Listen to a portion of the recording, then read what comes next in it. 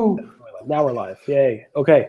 Thank you. I appreciate, Pedro, you coming out here and traveling all the way through the cyberspace to, it's getting dark here. Let me make the light. To go ahead and answer all my hard questions about all the secret algorithms at Google that you will not share with anybody else but with me. So I appreciate that, really.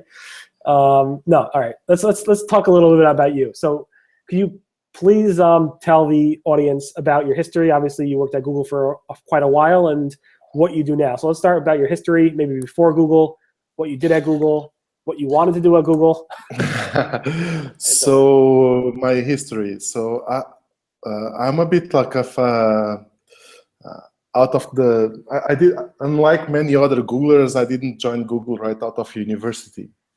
I had previous work experience. At least I had like 5 to 7 years experience in advertising.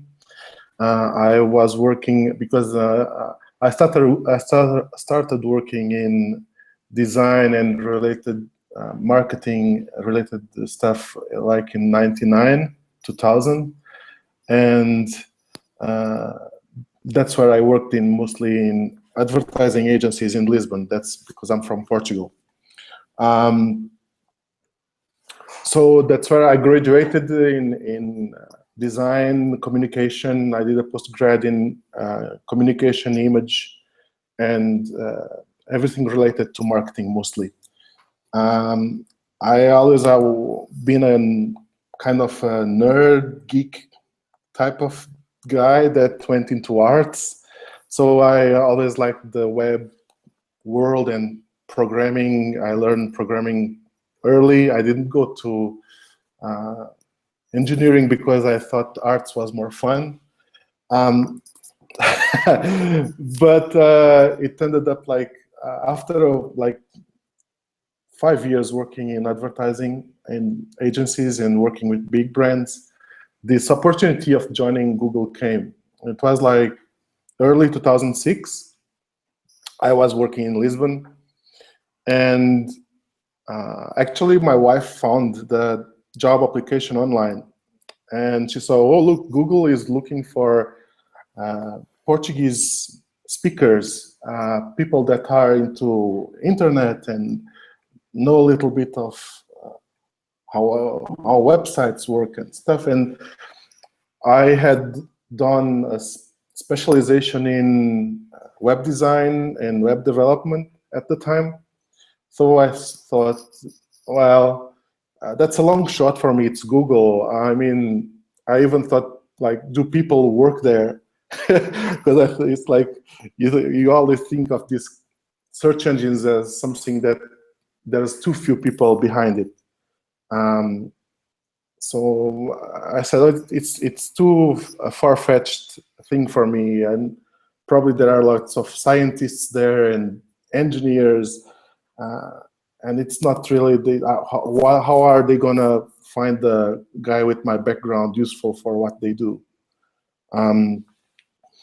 And she said, okay, whatever, give me your CV, I'll send it myself. So she sent actually my CV and through my email.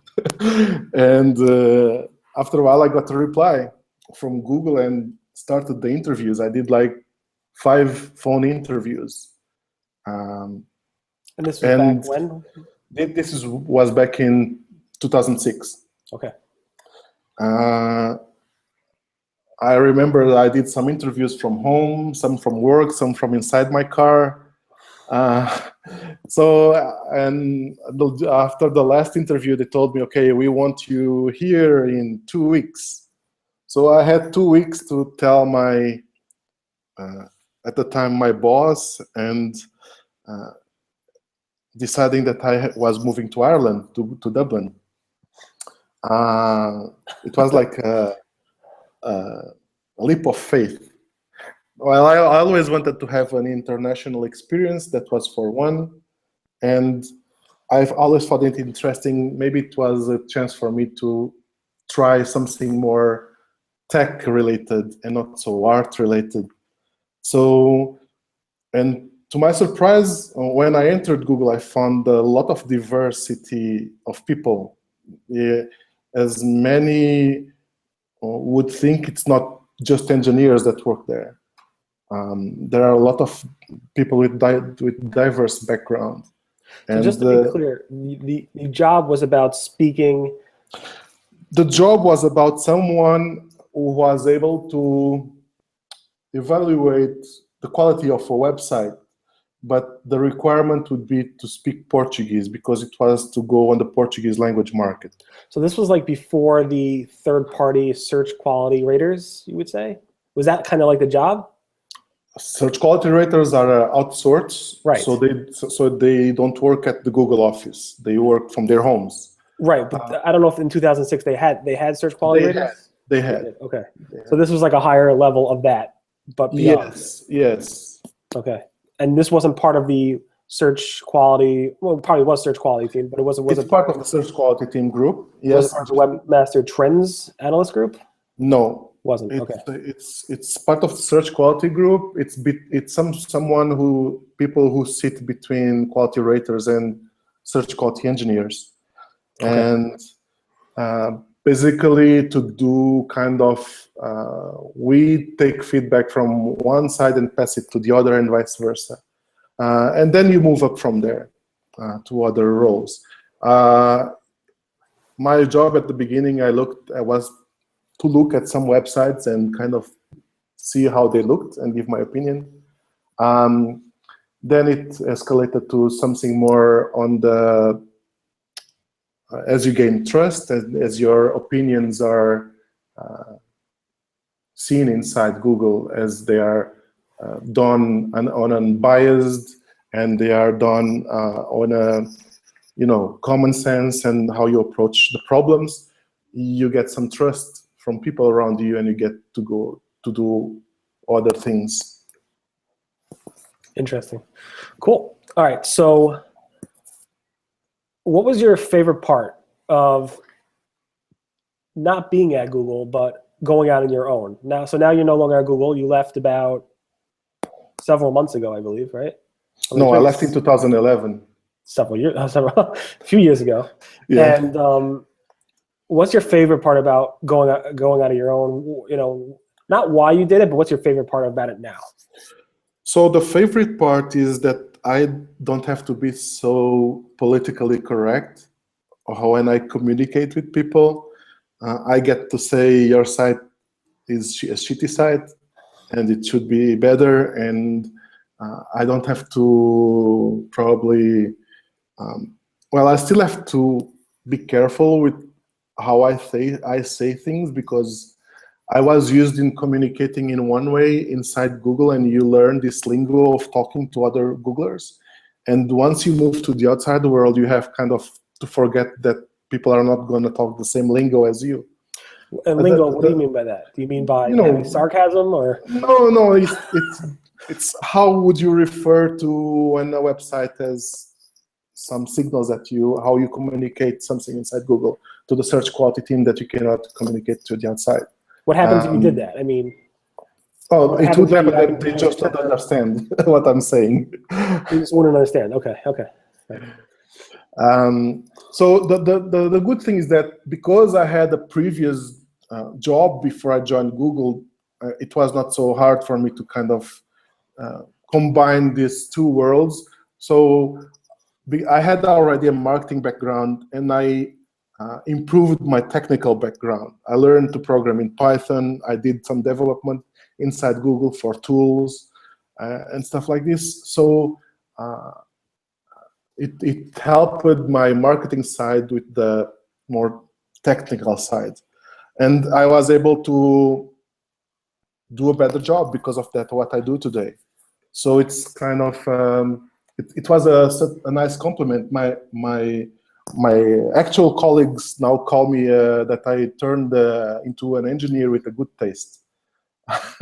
So, because it's kind of a complementary thing for whoever does SEO or digital marketing. You have to know the technical side, but it helps a lot if you know the marketing side, the usability side, and everything that surrounds user experience, which was what I studied in university. Right. It's very rare to find an engineer coder that Yeah. is also heavy on the design usability side. It's very rare to find one of those.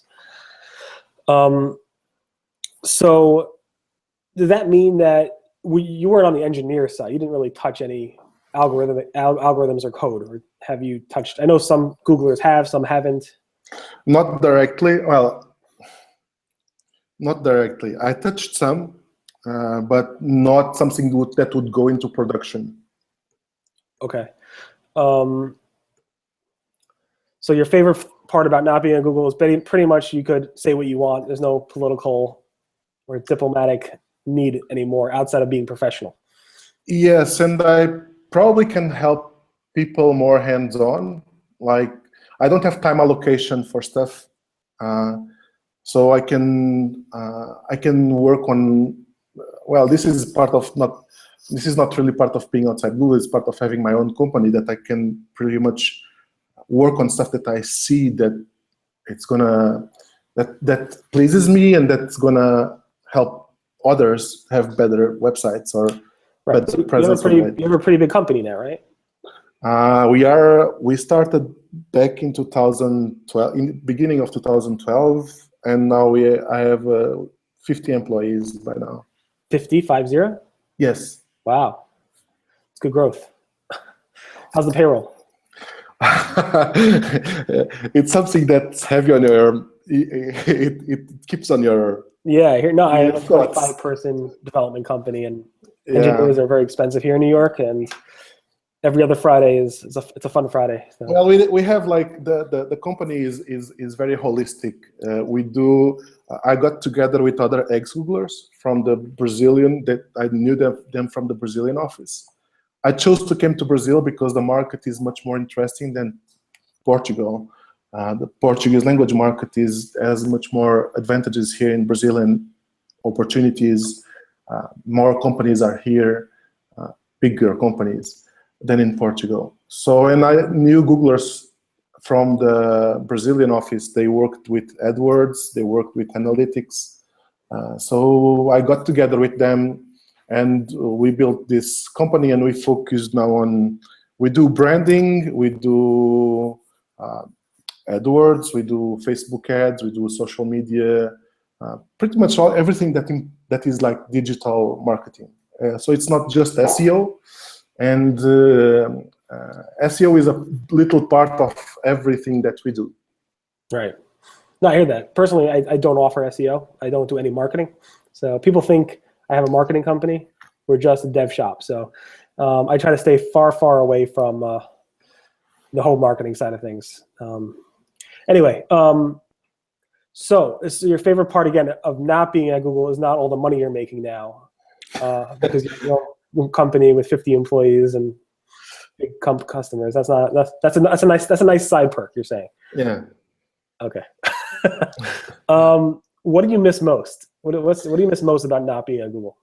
Oh man, I think it's like to be fair, I didn't get out of Google because of the company, because I got tired of the company. I really liked what I did there, especially when I was close to coming out, but it was mostly because of the location that was a bit unfriendly as well to in terms of a Portuguese guy used to the good weather and a good social life goes to Ireland and lives under a cloudy and rainy weather for 5 years. It's not very kind of nice feeling, and you start to miss a lot of stuff. So what do I miss most from Google? I think it's the contact with the diversity of people that you have at your reach, and that you can just walk to them and talk to them. You don't have to ask anyone. If I want to go and if I am in the same building with the guy that wrote Panda, I can go there and sit with him and talk with him. How is that guy doing? He's doing great. Okay, great. So obviously you've spoken with Matt Cutts a lot back in the day, right? Yeah. We had. Why do you think, since you don't have to be politically correct and diplomatic these days, why do you think he is on leave with Google for so long? What's your opinion? I assume you don't know the truth or the exact answer, but you probably have an opinion. My opinion, My opinion is that I had a lot of talks with Matt in team, in personal. He went to Ireland a couple of times. I was a couple of times in charge of picking him from the airport, bringing him, being with him around there with the team. And I think he wanted to get away a bit from the spotlight of communicating things that make people angry sometimes, but different people react differently to how Google improves their algorithms and stuff. So I think Matt he is a very good person, and he is like a great person to talk to. And he obviously gets a lot of attention on social media because he started communicating outside of. He was probably some of the first people that started communicating outside of Google very early. So he got a very big deal of attention, and anything that he was communicating, he was getting. He gets attention from people that don't like it, and he gets attention from people that like it. People that don't like it tend to be a bit louder sometimes, and it's kind of, you get tired to be in an industry that sometimes can be a bit harsh on you, and probably yourself, you have the experience in that. As you complain on your blog sometimes that people comment negatively there when you post something from Google, although you are not responsible for what you are communicating, but you are just communicating it. Yeah, so you can imagine Matt. I've always asked Matt, how does he walk around at, especially conferences, as a bodyguard? I didn't. I know people threaten my life, so I assume since he pressed that button sometimes. What I can tell you better, it maybe it gives you a better understanding. For example, on my blog, I have like a really tiny fraction of the attention of what Matt had. I started communicating for the Portuguese language market, trying to do a similar job that Matt did. And I came to Brazil to talk at conferences. I wrote a few times on my blog about what Google was doing, and kind of trying to enlighten webmasters, because I started the Webmaster Help Forum back in 2007. And I got, with everything that you say, there are people that are very negative to you. I shown you on Twitter some time ago a comment where someone told me, "I wish you'd die." So if I have this very little attention and I get this kind of bad comments, you can imagine Matt. Yep. So after a while, I mean, he has been doing this since like 2002, or I mean, probably 2003 or 2004 when it started communicating with people outside Google.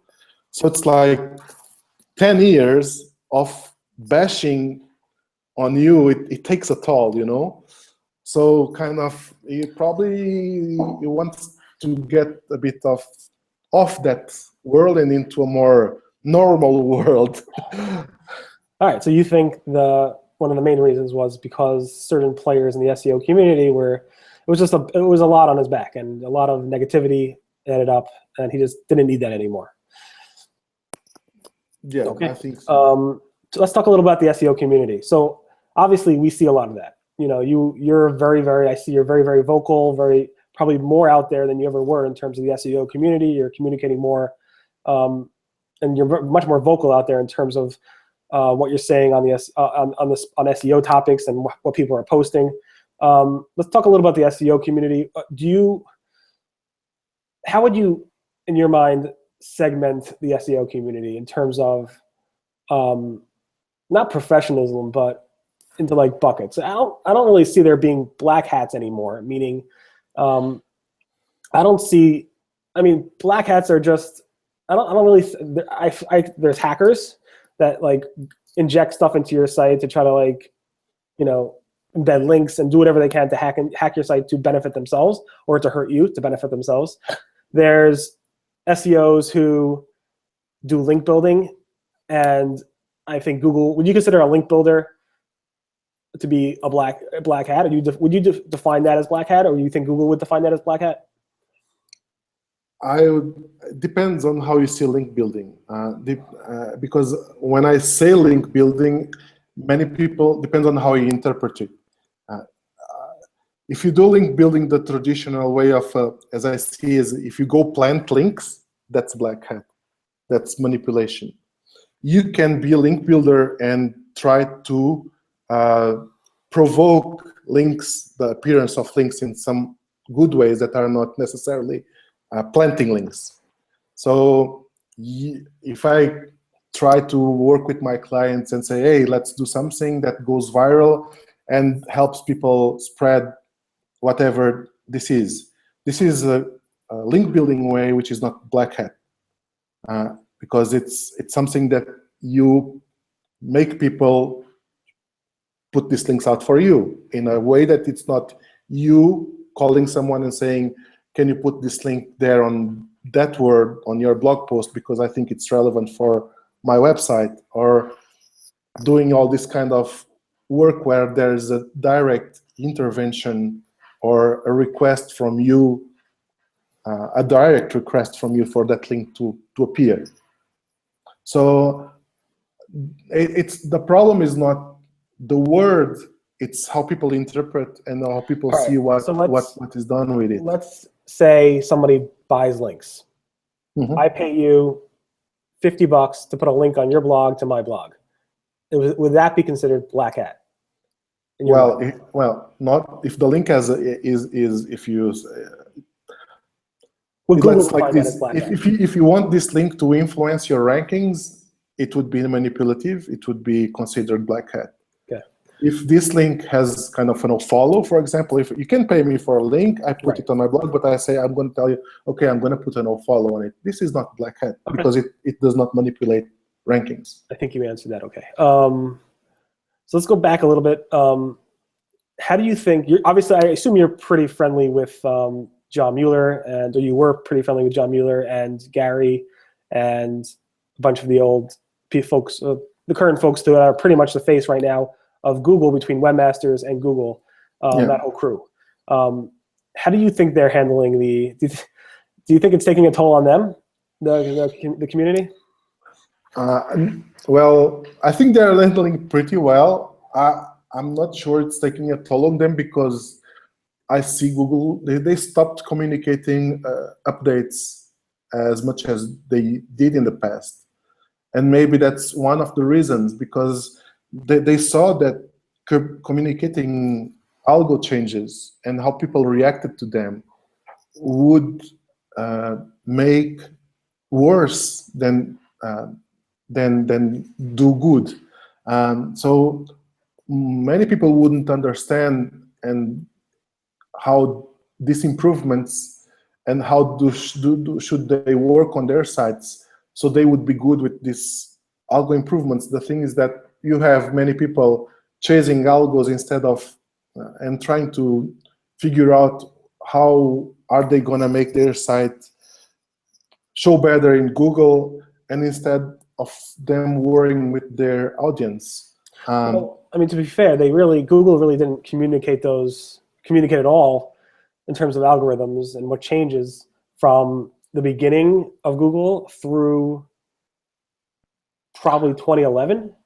I think there was a window there where they communicated a lot. They even had that in the inside search blog. There were certain things like caffeine. There were certain those are more of infrastructure changes. With Panda, Penguin, the spam filters, the page layout, those types of things. That was between 2011 and I guess 2013, 2014. A lot of communication around algorithm updates. Yeah, but I guess that's the time frame where it kind of became really bad. And I think it was pretty bad before, actually. I think it was pretty bad between. I mean, maybe I don't know. Obviously, Google has. It's hard to know because Google has grown in terms of their prominence drastically around Panda time, and they were very big then. And back in 2003, they weren't as big and as important in terms of how important it is for a family to feed their family off their website, and for employer to pay their employees based on the income from the website. So that has changed a lot. I just wonder if the communication of the algorithms played into so much, I guess, hateful response from the SEO community to the Google, I guess, staff or the Google webmaster trends analyst team that actually was responsible for communicating. I wonder if it had to do with if more communication leads to more negativity from the community, or if not. Because again, I don't know if it's more communication. I think it's what you communicate and how you communicate it. For example, I remember that when the mobile-friendly algo was communicated, there was this thing where this is my opinion, and I was not at Google at the time, but for example, I didn't agree very much with the way that they communicated it. The way they put the algo out, it was like, this is going to be bigger than Panda and then Penguin. I mean, this is kind of, you are associating the algo with kind of a negative thing, where you should be associating with a positive thing. Well, why? I mean, I would prefer that they had communicated it like, we are going to reward better mobile-friendly websites, rather than associating the algo change with something like Panda or Penguin. I know what the intentions were. They wanted to communicate the impact and not the effects of the algorithm per se. But I think it came out a bit of tied to those algos. There was already a negative feeling around them, and anything that you communicate together with that might generate this negative feeling as well. Right. Interesting. So you think it's not necessarily the number of communications, but how communication may have changed, and that could be done better by Google. It's that, and it's, you know, because how things are done at Google, they cannot disclose everything what they do. Like, this, we do this because of this and this and that, because that would lead people to do spam work, reverse engineer work, to kind of try to abuse Google. And when you communicate too much, and you have to communicate in an ambiguous way, this leads people to kind of assume all kinds of bad stuff more than good stuff most of the time. People like to create drama more than they would like to assume that Google is doing something good. So I don't know, maybe because it's what drives page views, what drives attention. I don't know, maybe bad stuff maybe sells more than good stuff. You probably know that better than me, because you are a journalist. So let's, yeah, I don't know if I'm a journalist, but this is really just a hobby. Let's talk a little bit about that. So obviously I cover a lot of the news, both on Search Engine Land and Search Engine Roundtable. I've been covering algorithm updates since 2003. So about the same time Matt Cutts has started talking about it. Or as back then, Google guy. So I assume, let's talk about myself. I assume there's certain things that I write that Googlers at their office are like, oh my God, I can't believe you wrote that. And I assume that comes up fairly often. Could you, I don't know if you're willing to answer, do you have any, back when you were working at Google, could you give me an example of that, or you rather not? I don't want to put you on the spot. I don't know. I cannot think of anything like right now. Right. I'd rather not give a specific example, but I think it's because the way you write, I would like to think as the SEO community as like this big pool where there's a lot of people that sometimes they don't know, they should know better on doing an assessment or a judgment or anything that's communicated. You always have to put a lot of common sense on things when what Google does. And when you put out a very dramatic headline or eye-catching, people tend to do very quick assessment on, and sometimes they draw the wrong conclusions. And this happens at an extremely large and viral scale, because then one person that is very influential in the market gets it wrong, tweets it in the wrong way, and then everyone starts repeating the same stuff after that person. Nobody does the effort, or very few do the effort of trying to say, okay, but this was taken out of context, or this was taken in an isolated way, or this should be thought inside these parameters.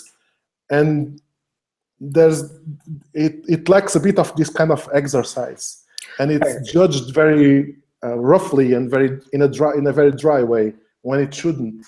Right. So I hear you. So especially when I write at Search Engine Roundtable, it's really what it was designed to be specifically is for the advanced SEO community. Mm-hmm. And it was designed to be, this is what the community is talking about. This is what a Googler said. Here is the context. Go click there and read about it. So I could see people, and that's why if you see every single post I write, it says the forum discussion at blah, every single post. And that's what it's designed for. It's really designed for the SEO community, around the SEO community. It's what makes this site somewhat unique is that it only covers the SEO community and that what's going on within it. And I write a lot, and I write fast, and I only have 2 hours in the day to do so. It doesn't make an excuse. I just think you are 100% right. People will take a headline, read the first sentence or two, and jump with it, and then that's it, and not understand the context behind it, whereas somebody like you reads it, or somebody like me who writes it, or probably the people who are watching this video right now, they get, this is what the context is, these are the assumptions, this is what the underlying stuff is, without me having to write 30 paragraphs before it, or 30 sentences before it, saying, this is what it's all about, now here's what the Googler said, this is how you should take it. I just say, this is what the Googler said, here's more information, and that's it. Will my writing style change? Obviously, I know about this type of stuff going on. I don't think it would necessarily change, but it's a shame. It's a shame that people do run by it. I can't baby everybody, if that makes sense. If that makes any sense, but I definitely I hear that. And I just wanted to confirm that, since obviously you spent a lot of time at Google and in that specific departments, and those departments that probably were scratching their heads and saying, why did he write that? So that's good to hear. Thank you. So talking about that, what do you think the top 3 or so things that you see SEOs talking about in the community that you think are just, you hate seeing, you think are a complete waste of time, that people should just stay away from? Those types of things that, like we discussed now, you see people talking about things all the time that they shouldn't be, because it's just, either it's wrong, or it's out of context, or it's wrong. What are the top 3 in your mind that you would say fall there? I think one waste of time is kind of going after fluctuations in rankings, like being constantly saying, oh, look, here is this chart where this site went up or this site went down. I think it's a waste of time. I can explain you why, but afterwards, but I think it's a waste of time. What do I think is more a waste of time? The top 3, let's say.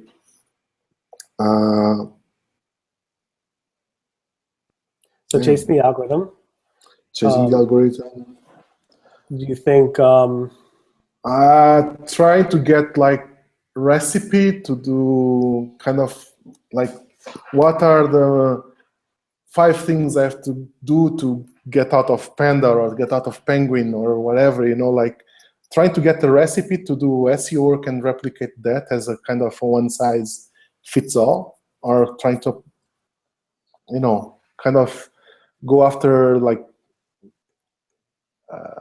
checklist to do or copy from this other website what they did. And I think that's kind of a waste of time.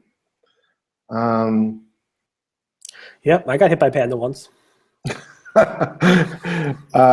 What's more a waste of time? Focusing on single number metrics, like page rank, whatever, or domain authority, this number, or this single number metrics that don't give you any actionable thing to do on your website. They're just pretty metrics to present on a report that doesn't give you any actionable items to follow up on. Yeah, I miss the old days back in the rolling updates. Everybody used to rush to get their page rank as high as possible, and then their update would hit, and then you see if you went up a couple spots that month or not. And it's really surprising to see still people and SEOs still looking for that. It's just to be honest, to be clear, I was a loud advocate of killing the toolbar page rank even before I left Google. I'm very happy that they killed it. Well, it's completely gone now? I mean, they haven't updated it in a long time. They don't update it, but I don't. It's just there. It's not literally killed, but just not updated. Talking about PageRank, do you ever use the no-follow attribute? It's a big debate in the community. Do you ever use a no-follow attribute for your clients saying you should no-follow these links? No, actually no. Even on my blog, even sometimes if I'm writing about some product or some site I didn't like the service, I don't really use the no-follow unless I think the site is really spammy or I don't use no-follow on a proactive way. The only parts on my blog that I have no-follow are the comments, because that comes with WordPress. That's how it works. And usually I don't worry too much with I have no-follow where user-generated content appears, because that can be abused, lead to abuse. And how about the disavow file? Disavow file, that's another thing. What do you want to know about the disavow file? Do you use it, and do your clients use it? I use it when there's a need to be used. When would there be a need? For example, if the client did a manipulative work in the past, as a manual action on it, or has been hit by some algorithm that I think it's related to some bad links that he has, I might use the disavow file together with other actions that if he did some kind of bad link practice that I recommend him going after and trying to remove those links, and then I'll use the disavow file. But the disavow file is supposed to be a complementary thing to a recovery work that you want to do, not just the solution. So you would never use it for negative SEO? No, actually, there were some negative SEO attempts to my website. I didn't even bother putting up a disavow file. I've seen other websites that I monitor that hacked sites linked to negative SEO attempts. Xrummer was run against, and they didn't have a disavow file, and nothing happened either. And this proves what I usually see. It's like from all the sites that I touched and what I've seen, maybe, I don't know, I'm just talking from my experience. This kind of negative SEO work only kind of works if there has been a manipulative work done before. And I've worked with clients where I was asked to look at their website. I asked them beforehand, starting to look at the website, if they did anything wrong, if they did any manipulative work. Even in the forums, sometimes in the help forums, I ask people, did you do any kind of manipulative work? And the client says, no, I didn't do anything. I start digging and I find stuff, and I ask them, didn't you do this? And they confess after a while, yes, I did that. I'm sorry, I didn't know. I should have known better. So there was something, but sometimes people lie to you. And that's the hard part, that someone who does recovery work has to deal with, is to really kind of find the proof that the client that you are working, you really didn't do anything, and most of the times they did. That's the frustrating part. That sounds like obviously the Google talk in terms of, I haven't seen any evidence of negative SEO working, which is cool. I honestly have never used the disavow file for myself or any clients. I don't really do any of that stuff. But anyway, in that sense, now that you're part of you have your own agency, you're part of the agency world, do you see things at all differently than from your days of working at Google? Do you see any mindset changes or anything differently from being an agency versus working at Google? Regarding me? Regarding how you see the community versus how you see why certain people would say certain things. Do you see anything differently? What comes to mind when I say, do you see something differently? I see. Back when when I entered Google, it was the machines were dumber at the time. Search engines were easier to manipulate. I think they're at the stage now where it's not so easy. So obviously, what was done in the community, we had many people preaching that they were doing good stuff, but they were also doing bad stuff. Nowadays, it's not so much like that. I mean, you still have people that try to do bad stuff and to game Google but I would say that the most part of people realize that it doesn't really give the same results as it would, and so they have to move towards other tactics, and they start to realize that it's not just pure technical SEO that's gonna deliver what the client expects them to deliver. So I see more people, I see the community shifting from a pure one service technical work, from just tightening one screw to having to do the maintenance of the whole machine in a more holistic way. So yeah, I got that. But in terms of you looking at the community or your perspective at the community from working at Google, has anything changed since now that you're an agency? The perspective of the SEO community and what they have to say, not how they've changed, but no, because I always no, not really. I see the community the same. I always had like a very clear distinction between someone who says that does SEO but actually does spam, and someone that really does SEO. But this is something that the way I perceive it. Some people might perceive it any other way. But the people that said that how they do SEO back in 2008, I think I have the same vision towards them now. Right. So there are some pretty popular people out there that do not trust Google. They think pretty much everything that Google says publicly is a lie or smoke and mirrors. I'm not going to name specific SEOs that say that, but there are people in the community that say that say every single time I blog something or write something that a Googler said, they think I'm crazy for writing it because it's just smoke and mirrors and they're trying to distract us or whatever. Do you think, I think Gary said on a tweet, he doesn't lie. Do you think that Googlers ever outright lie about stuff or purposely send people off in the wrong direction because they can't answer certain questions? I believe not. I believe that, and honestly, I haven't seen, from the experience that I have, I haven't seen any case that I would say this is a lie. This is an outright lie just to smoke and mirrors. I think what is lacking is applying common sense to what is said and how it is interpreted.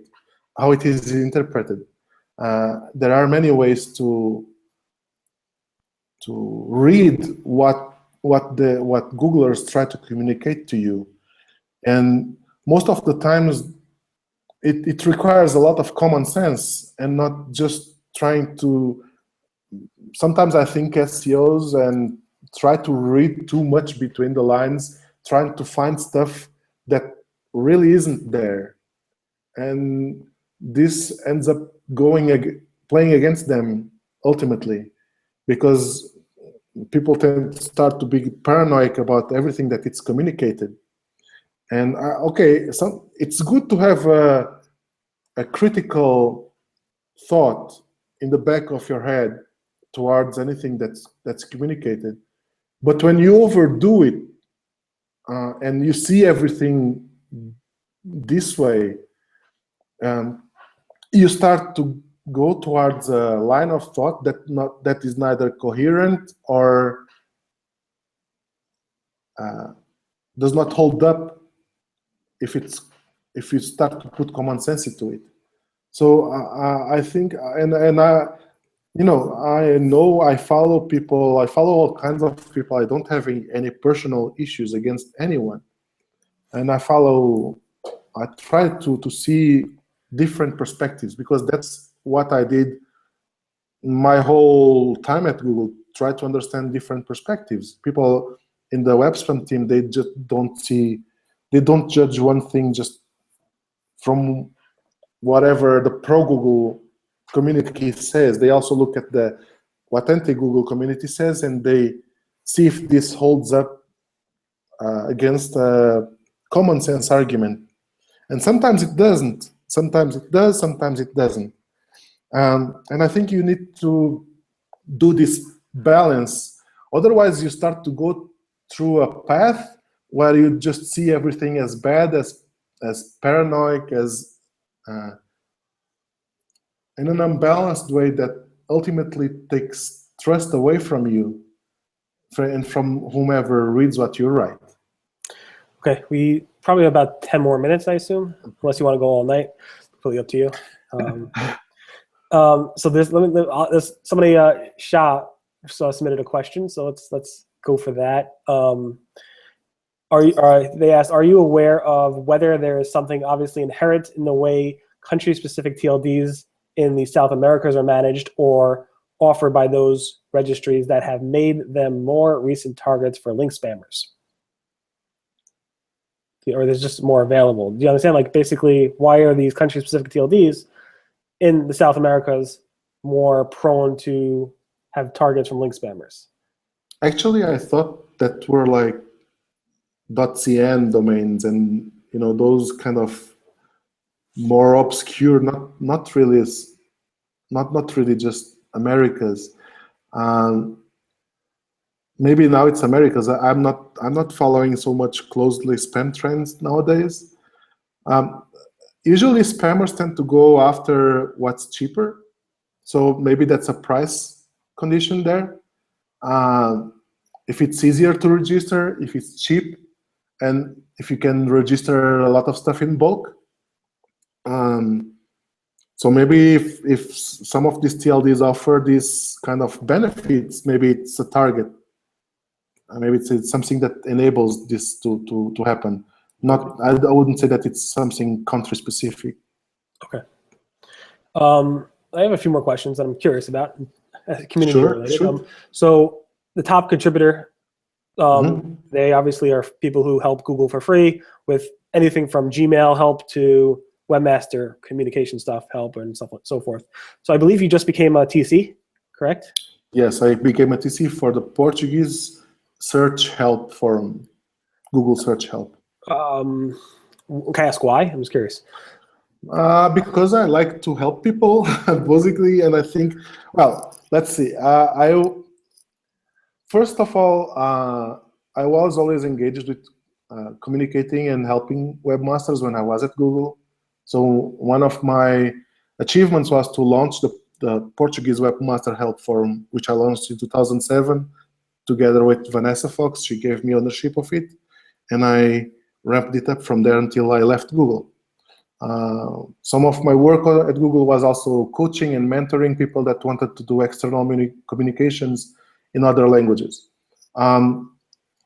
So after I came out of Google, there was obviously a time where I didn't have much time to look to other ways except building up my business. I have a bit more free time, so I decided, okay, now I have a bit more free time to go back and to go together again to that community that I like. There's something there I learn a lot there. I see a lot of problems on a daily basis that I wouldn't see otherwise, or that I would lose vision. It's a way of keeping myself updated with the trends and problems of common problems that people see on a daily basis. Otherwise, I would be very siloed in my own world, and I would only see what I follow on Twitter or whatever I see on social media, or what reaches to me towards the websites that I take care of. So you didn't become a TC just because you miss working at Google? No, it's not just that. It's mostly because I think I learn a lot from seeing problems and trying to solve them. I really feel for people, mostly for a lot of hacked sites, malware that is out there, and I try to help these people get out of these problems that kind of hit their sites. So do you also feel badly for those who were hit by Penguin or Panda and have to wait several months to a year to see any update? Do you feel bad for them? I do, but it's I think I can divide it into two parts. There were the people who deliberately did this, so they went after this knowing that they shouldn't be doing, but they went anyway because they wanted to game Google, to take advantage of whatever, and instead of looking towards building a website in a proper way, or a brand in a proper way that would be required in the physical world, you know. I don't really have like a part of me that likes to penalize websites or see people with, but that's the only way to make people change sometimes, is if you don't hit your head, you don't change.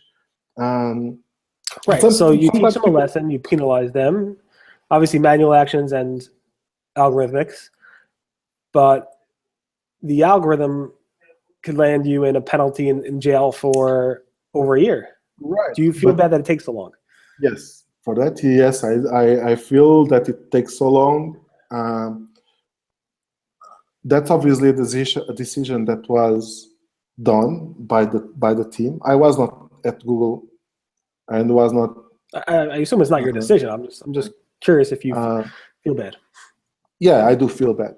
I do feel bad, and I think if people that really regret having done what they did with trying to get their sites to rank in Google in so much not recommended ways, I feel bad for them, and there should be a way for them to get out of this.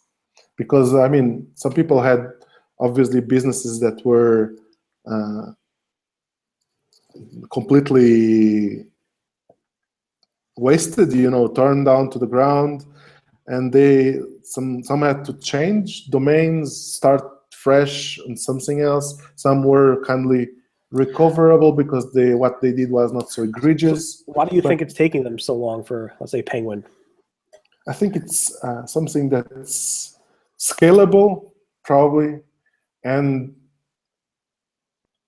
I mean, should my guess is this: like push a button every 3 months, and then obviously it's not so simple, but whatever they were running, just to see if that penalty should still exist, have that code siloed somewhere, and then what they're working on in terms of the new real-time version, have that being worked on the side while they're able to update the other one. Obviously, I'm probably simplifying it way too much, but if they would have looked back and said, wow, I think it's been like 16 months or so. Looking back, do you think they would have been like, all right, we should have done it this way? Or you don't think they would have changed? I think there's a part of it that it extended a bit more than they would like, probably for scalability reasons. And there's another part probably that they thought this is going to take a while, but we are going to be able to push out something in fairly reasonable amount of time. Probably that didn't happen as they expected. And I think that decision was made on top of, okay, if we push this something like this, and if this is gonna do some kind of lockdown, and if we push something as it is, it's gonna be easily manipulated again because people are gonna ultimately find out how this works. So probably they had to kind of have some more time to work on it, so it's a bit more intelligent, or a bit more not so obviously manipulative. I don't know. Okay. The decisions behind that. It's just me extrapolating here my personal thoughts. Right. Okay. Would you ever consider going back to Google? They gave you a nice offer. You have a 50-person team. You're living in a nice paradise. Depends. First of all, depends on the location. I mean, most of my colleagues at Google, I know most of people that worked with me, everyone had, because everyone was from another country, mainly in Dublin, in Ireland. In that office, there are a lot of people that are not from Ireland. You have people from everywhere in Europe and in the world. And many people have the desire at some time to go back to their own places, you know, to go live where they have their friends, where they were born. And this particularly is a particularity that happens with the Dublin office, because it has so many people from outside. And I guess if they probably facilitated for people to go back to their countries, doing what they like to do there, because sometimes people find something suitable in their home country to work on at Google, because, for example, search quality doesn't exist in Portugal. So I would not be able to go to Portugal and do search quality work from there as a permanent job. So probably if this was true, people would be able to stay more or longer at Google, probably. I don't know, maybe there's a reason why they do it that way. But I like it a lot, what I was doing. And I think if I had the chance of being at another place, I would still be at Google. But at the moment, I don't know, maybe depends on the responsibilities that were offered to me and what was, you know, offered to work on. I like a lot the search quality team and what they do, so probably it had to do something related with that. But I like a lot as well having a company, so that's kind of a tough decision. It's like I have now built something, I have a legacy that I can look back and say, this is something that I built. And obviously that's also very exciting. So I would say maybe, depends. Okay. Well, I really appreciate you doing this one-on-one with me. It was a lot of fun. I love talking about the community. I love talking about Google, and I appreciate you spending the time with me doing that today or tonight. Thanks again. And any parting words from you? Any words? There are people tweeting saying there are some questions and answers. Do you see it? Because I don't see anything. I answered one. There's one in the Q&A. I don't know if you could see it. Basically a comment about trusting Google and so forth, which is probably not the best way to end this call. So, okay. So from that, yeah, I mean, I personally like the part thing saying, like, whenever you have a problem with Google, like a Panda problem or a penalty or whatever, I tell people my advice is you should make a website that Google's embarrassed not to have in their search results for the query that it should rank for. And that's how you should look at building the website, in my opinion. So what would be your thing to say? Yeah, actually, you should be that. In one of my talks here in Brazil, I mean, you should have a website that, if it's out of Google, people would say, "What the hell, Google? Where is this website?" And not miss it, and actually miss it instead of not caring that it's gone or there's just one more website. So I would say people have to start to look at mostly SEO in a more holistic way, and not so much as a very technical one single metric thing that you have to do, or there's a lot of stuff that goes into it, and so much good things could be created if you do a digital marketing job with SEO in mind, but you don't just do the pure SEO, because that's very crude and gives you a very limited vision of what you could be achieving. Okay, that's good. Okay, again, I appreciate your time, and thank you. I guess this will be, I'm going to hit stop broadcast, and this should be live soon. So hopefully everybody can watch it again later. Thank you for wanting to do this with me, and for your time. And I never told you, but I would like also to appreciate and show you appreciation for what you do on a daily basis, reporting. I know it's your hobby, but and all the hit that you get for putting out stuff and communicating stuff from Google. I think it's